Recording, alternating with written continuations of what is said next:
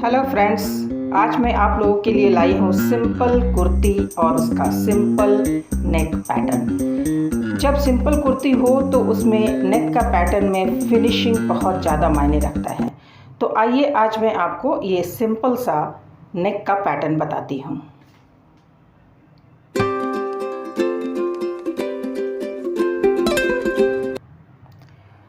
एक double folded paper लूँगी जो पेस्टिंग बकरम है, 5 इंच और लंबाई से 11 इंच। जिधर फोल्डेड एरिया है उधर से 3 इंच और इधर से 5.5 इंच। इसका एक हम बॉक्स बना लेंगे। इसी बॉक्स में गले का पैटर्न सेट करना है। हाथ से या फ्रेंच कर्व की मदद से गोलाई दे दें और अब इस गोलाई में 1 इंच मार्क करना है और इधर डीपनेस में 2.5 यानी 2.5 इंच मार्क करना है और 2 इंच का मार्जिन लेते हुए हम इसका आउटलाइन ड्रॉ कर लेंगे। ये फ्रंट का नेक पैटर्न तैयार हो रहा है। पेस्टिंग बकरम को हमें पेस्ट कर लेना है फैब्रिक के ऊपर, तो वो मैं दिखाती हूँ। पहले नेक का पैटर्न जो है उसे कट कर लेती हूँ। तो ये कट कर लिया, मिड पॉइंट जो है उसमें नॉच लगा लिया और दूसरी तरफ भी इसकी लाइंस जो है उसकी इम्प्रेशंस जो हैं वो दूसरी साइड भी लेना है। तो इस तरह से दबाव डाल देंगे। दबाव डालने के बाद कुछ नज़र नहीं आ रहा है तो मैं दूसरे चौक को इस्तेमाल कर रही हूँ जिससे इम्प्रेशंस दूसरे साइड भी आ जाए। तो ये सॉफ्ट चौक है और इसे मैं पलट करके दबाव डाल रही हूँ और हाँ, ये दिखाई पड़ रहा है। अब इसके ऊपर मैं चौक से उस लाइन के ऊपर ही ड्रॉ करके दोनों तरफ का पैटर्न जो कि सेम होना चाहिए, तो ये मैंने पैटर्न ड्रॉ कर लिया। और अब बैक साइड का भी पैटर्न देख लेते हैं। डबल फोल्डेड एरिया से 3.5 इंच पर मार्क करेंगे। बैक का गला 3.5, फ्रंट का 3 था और गहराई 5.5। तो इस तरह से गोलाई दे देंगे और फिर जैसा कि हमने फ्रंट में मार्जिन रखा था बिल्कुल वैसे ही हम बैक में भी मार्जिन रखेंगे। इसे भी कट कर लेते हैं और कट करने के बाद इन दोनों को ही हम फैब्रिक में सेट करेंगे। वैसे उसके पहले ये इम्प्रेशंस दूसरी तरफ भी डालना है।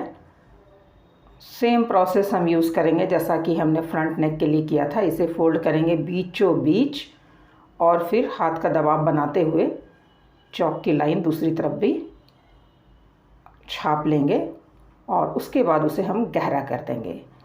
दोस्तों, फैब्रिक का जो है वो रॉन्ग साइड लेंगे और उस पर हम हॉट आयरन की मदद से इसे फिक्स कर देंगे।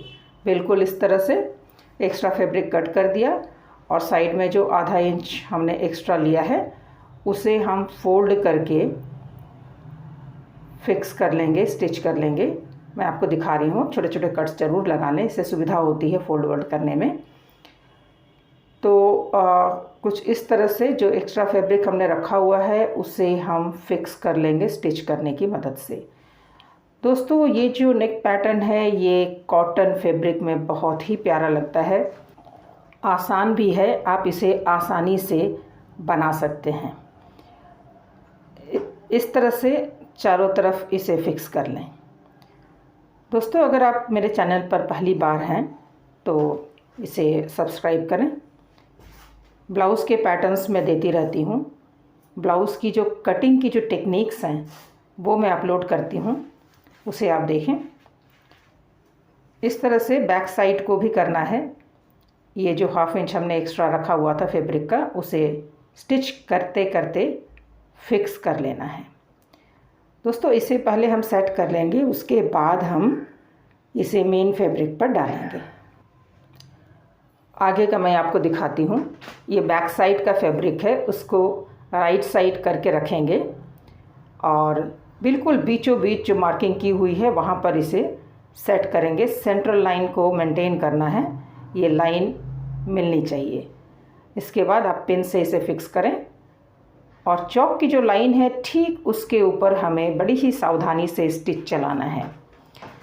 बिल्कुल चौक के लाइनिंग के ऊपर ऊपर ही वो स्टिच जानी चाहिए। बहुत ही सावधानी से ये स्टिच करें। ये गले का आउटलाइन बन रहा है।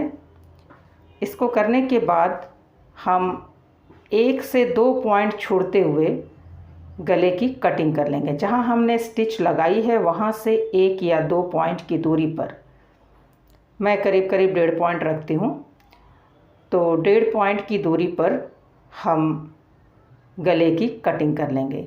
दोस्तों, इस तरह से मेन फैब्रिक पेस्टिंग डिज़ाइन करने के बाद हम कट करेंगे गले की। गले की कटिंग हमने पहले नहीं की थी। पहले पेस्टिंग बकरम में हमने डिज़ाइन ड्रॉ किया, पेस्ट किया, स्टिच किया और उसके बाद हमने इसे कट करके बाहर निकाला। ये बहुत अच्छा तरीका है। इससे सूट का जो गला है या ब्लाउज़ का भी गला है, जहाँ भी आप यूँ गला बना रहे हों, उसमें लूजनेस नहीं आती, वो ढीला नहीं पड़ता, बिल्कुल गले में फिक्स हो करके रहता है। अब इसे हमें टर्न करना है। टर्न करने के लिए क्या करेंगे, जो बकरम हमने लगाया है उसमें हम एक टॉप स्टिच चला लेंगे। सिलाई की जो भी लाइनिंग है वो सारा बकरम की साइड में दबाव डालते हुए हम इसे इस तरह से फिक्स कर लेंगे। कोई भी पट्टी जब हम लगाते हैं तो उसको पलटने में आसानी हो, इसके लिए हम इस तरह से एक टॉप स्टिच डाल लेते हैं, इससे आपको भी सुविधा होगी। तो किनारे किनारे हमने सिलाई चला ली। अब इसे फ़ोल्ड करना आसान हो जाएगा। मैं फ़ोल्ड करके दिखाती हूँ। ये फ़ोल्ड हो गया आसानी से। ये आप उल्टी साइड में देख सकते हैं, 2 इंच की पट्टी। यहाँ मुझे हेमिंग नहीं करनी है, बस टॉप स्टिच चलानी है। लेकिन टॉप स्टिच हम सीधा तरफ से यानी राइट साइड से टॉप स्टिच चलाएंगे। टॉप स्टिच जो है वो 1 पॉइंट की दूरी पर चलानी है, कुछ इस तरह से। बस बाकी जो 2 इंच का हमने चौड़ा पट्टी रखा है उसमें कोई हेमिंग, कोई सिलाई नहीं चलाएंगे, वो बिल्कुल वैसे ही ओपन रहेगा। तो इस तरह से हमने टॉप स्टिच चला के इसे फिक्स कर लिया। ये देखिए, इस तरह से गला फिक्स हो गया। जो भी एक्स्ट्रा है वो हम काट करके स्मूथ कर लेंगे। बिल्कुल इसी तरह से सामने भी करना है। ये बैक साइड तो तैयार है। अब ये देखिए रॉन्ग साइड में कैसा दिखेगा। अब ये हमने फ्रंट की फैब्रिक ली है, इसको भी हम बिल्कुल उसी तरह से, इसका जो मिड पॉइंट है उसमें ये पेस्टिंग बकरम जिसमें फैब्रिक हमने ऐड कर लिया है, इसे अटैच करेंगे। सेंट्रल लाइन जो है, बीच की लाइन, उसे मेंटेन करना है। इसे आप पिन कर लें और हमने जो पैटर्न ड्रॉ किया हुआ है ठीक इस लाइन के ऊपर हम स्टिच चलाएंगे सावधानी से।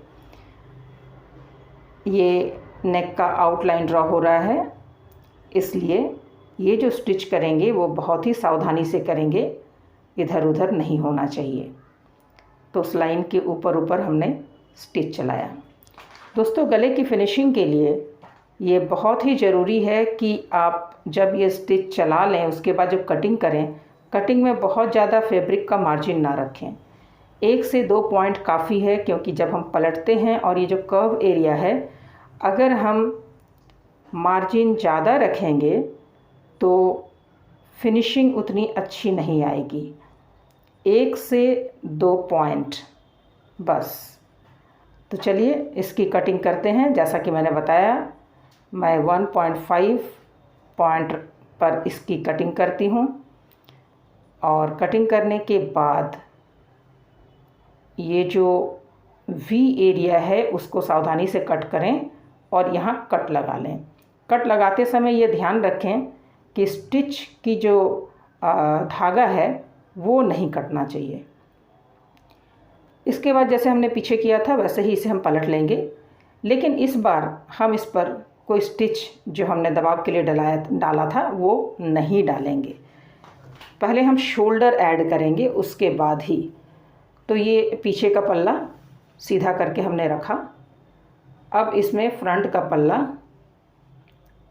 उसका शोल्डर रखेंगे कुछ यूँ, आप देखिए किनारे से इस तरह से पकड़ना है और फिर ये जो पट्टी है इसे यूँ फोल्ड कर देना है। इसीलिए हमने टॉप स्टिच नहीं चलाया था। इस तरह से आप इसे शोल्डर में अटैच करेंगे तो गले की फिनिशिंग, कंधे की फिनिशिंग बहुत अच्छी आएगी। यूँ इसको फोल्ड करना है, ये देखिए इस तरह से फोल्ड कर देना है तो शोल्डर की जो फिनिशिंग है वो बहुत ही अच्छी आएगी। इस तरह से लगा दें, दोनों साइड में लगा देंगे। इधर का भी हम यूं ही देखिए, ये जो एक्स्ट्रा पट्टी है उसको यूं फोल्ड कर देंगे और फोल्ड करके इस शोल्डर को भी हम यूं ही अटैच कर देंगे। यही वजह थी कि फ्रंट में हमने टॉप स्टिच नहीं चलाया था, क्योंकि पट्टी को हमें फोल्ड करना था। अब इसे पलट लेंगे। अब जो हमने टॉप स्टिच नहीं चलाया था वो अब हम चला लेंगे। इस तरह से देखिए इसकी फिनिशिंग। तो अब इसे अच्छी तरह से हाथ से प्रेस करते हुए हम फ्रंट में भी टॉप स्टिच चला लेंगे और उसके बाद आप देखिए इसकी फिनिशिंग कैसी आती है। तो ये तो पहले दबाव डाल देंगे अच्छी तरह से और फिर फ्रंट में भी हम टॉप स्टिच चला लेंगे। उसके बाद दोस्तों देखिए इसकी फिनिशिंग कैसी आती है। देखिए ये मैंने टॉप स्टिच चला लिया है और ये इसकी फिनिशिंग है। इस समर में कॉटन फैब्रिक में इसे आप ज़रूर ट्राई करें, आपको अच्छा लगेगा और पसंद आए तो लाइक और शेयर ज़रूर करना। Thanks for watching.